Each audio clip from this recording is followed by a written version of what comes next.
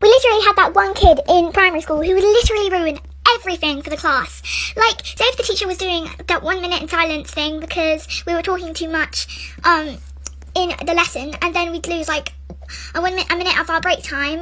But if someone as such as made a sound, then like we'd have to start all over again, like blah blah blah blah. There would always be that one kid who thought he was an actual comedian because he kept on making bloody gorilla noises in the 1 minute of silence, and then we'd have to keep on starting the time all over and all over again, and this dude just wouldn't stop. And he was not even funny. He sounded like a bloody demented goose. Like, are you okay? And then we'd get onto the playground, and then there'd be these group of boys who were like hella mad, and they were like, oh my god, you lost 5 minutes on our break time, like fight me. And then there'd be year 6 beef, and then we'd have that depressing talk with the teacher about how, Hey, so one time when I was in class I had a very aggressive urge to fart. I was scared it was more than a fart, so I asked the teacher to go to the bathroom and she said yes. I ran down the hallway with my hands on my butt preparing for the worst. I reached the bathroom and slammed the door shut and had the most stinky, slinky, dinky, double-decker Twinkie, extra pepperoni, piggy, sticky shard in the whole world. The walls started to cave in and I'm pretty sure I saw Jesus out the window. The fire alarm went off and everyone was screaming. They thought Thanos snapped his fingers. I screamed in the bathroom sounding like a dying goat. I stopped after 5 minutes and felt like I just killed half the all-known universe myself. One day, we were in class. I was in band at the time, and the classroom phone rang, and the teacher went and he answered the phone. He got really serious, he got this really concerned, shocked look on his face, and he hung it up and he turned to us and he said, everybody sit down, be quiet, the bell's going to ring in a couple minutes, you're going to stay seated. And then he went over to the doors and he locked them. First, some of us were like, well, is it a bomb threat? Because we used to get bomb threats all the time, but then we realized that doesn't make sense because when we get a bomb threat, they evacuate us. And then we're like, is there some type of killer in the school? Is there a weather alert? The teacher wouldn't answer any questions, he was told not to, and the bell rang, we all stayed seated, and we sat there for a really, really long time, and then the next bell rang, which means a whole other class period had passed, and still he said, stay seated, and I can't tell you how long we were trapped in this room, and nobody was telling us what was going on. here's a short story which happened to me years ago. I was in the mall with my mom. We were shopping for clothes. I was small, okay? And when we were going up the escalators, I let go of my mom's hand. Then, when I held her hand again, it was not my mom. She just happened to have the same coat as my mom. Then I had to run in embarrassment and pray to God that I never see her again. Right, that's it. I can't anymore with these stupid friend requests. Why can't the friend request come at the top of your screen, not covering the jump button? I absolutely hate it. I was just about to make it to the top of like 40 stages, and then I got a friend request. I accidentally pressed accept instead of jump, and then I fell. Thanks a lot, Unicorn Lover 568. Story time about this girl who faked being Latina. So there was this girl who went to my school, let's call her Sarah. Sarah is the queen of lies. In every subject we talk about, Sarah always, and I mean always, comes up with a lie that has to do with her life. Here's an example. What if we're talking about Tom Holland? She'd just come in and say, oh yeah, Tom Holland is my dad's friend, I met him once. You know, these types of lies. Another one is when she told everyone she's Latina. It was lunchtime in school, and we were talking about where we went for the summer.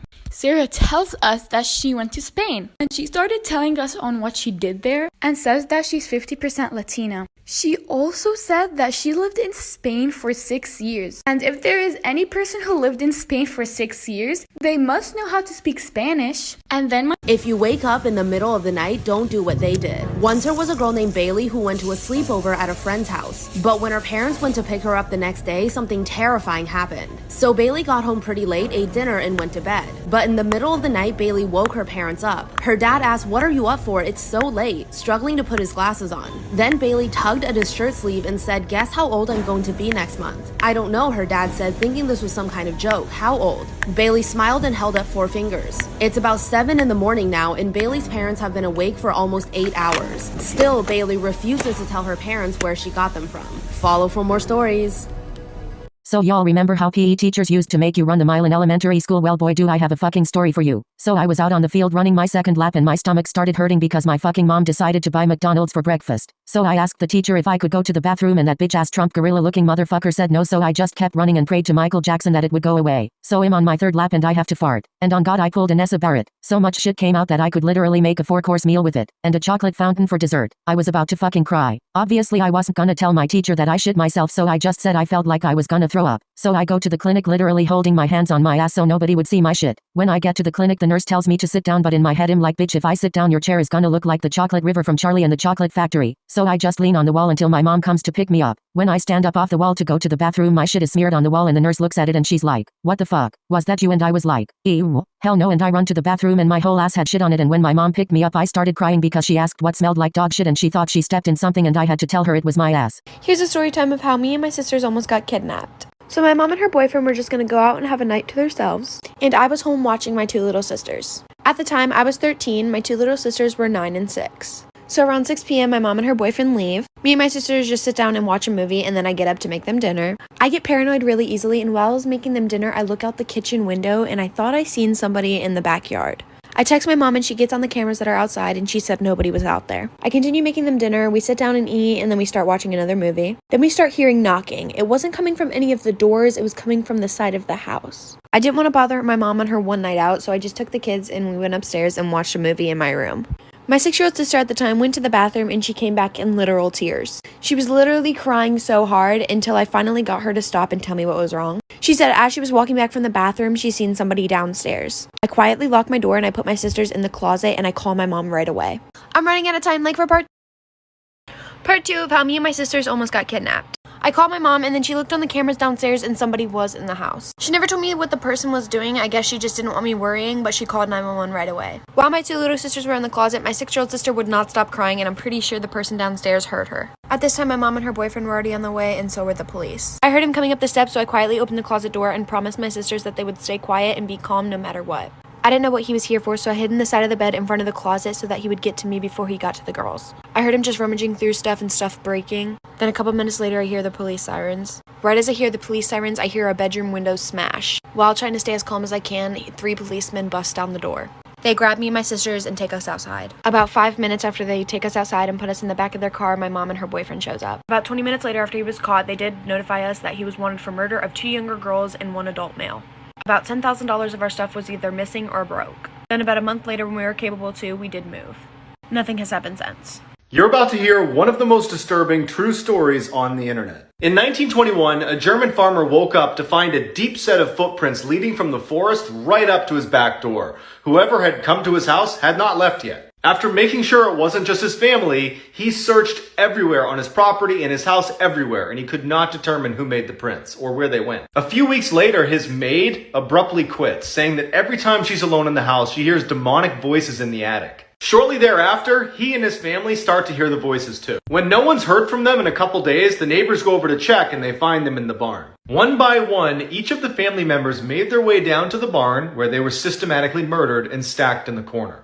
To this day, no one knows who or what is responsible for this crime. Hey, so one time in class it was my birthday and I brought in these cupcakes for everyone to share. There is this one kid who is very allergic to gluten and so I thought I bought gluten-free cupcakes. I was wrong. When we started to eat, the kid's face turned green and asked if he could use the bathroom. The teacher said yes, but as soon as the kid stood up, the most aggressive thick, double-decker brick, do a flip, really hot chick, not so quick shard in the whole universe, the window shattered and the sprinklers went off. Everybody swore they saw Satan outside. The kid sharded for like 5 minutes straight with no breaks. He got the shard all over his chair and all over the walls. Once he was done, he was taken to the hospital for how aggressive the shard was.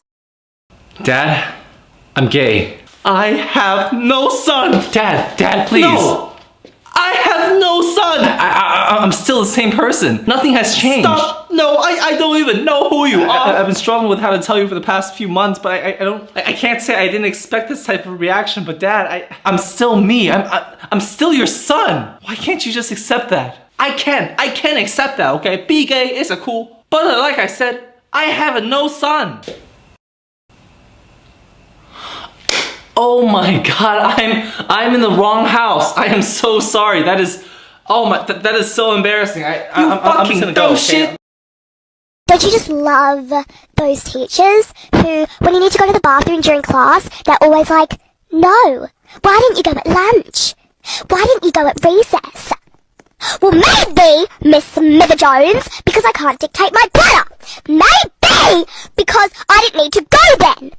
Or they would say something like, okay, you need to wait until Vanessa and Veronica comes back. I need to go now! A father went to say goodnight to his son, as it was routine since he knew his son would have trouble sleeping if he didn't.